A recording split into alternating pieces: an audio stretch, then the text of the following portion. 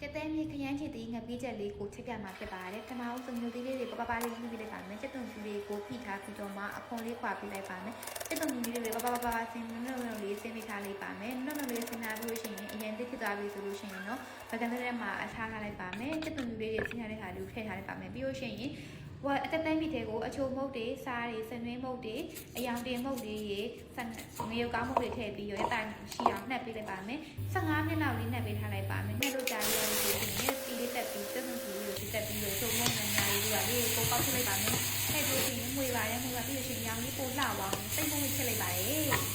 စိတ်ဝင်ထည့်လို့ရင်တော့အမွေလိုက်ပါတယ်မှုပြီးတော့ခရမ်းချီလေးတွေထည့်လိုက်ပါမယ်အရာခရမ်းချီလေးတွေထည့်ခဲ့မှာအယောင်လေးအယောင်လာပြီးပြန်ကိုမှန်တော့ပြီးသေးငါပြီးလေးနဲ့ထည့်လိုက်ပါမယ်ဒီတမှုတွေရတာလို့လို့ရှိရင်တော့ခဏခဏထိုင်စားလေးကိုထည့်ပြီးရေးလေးထည့်ပြီးတော့ထည့်ပေးလိုက်ပါမယ်အခါထမင်းလေးတက်လိုက်ပါလိဟေးအခု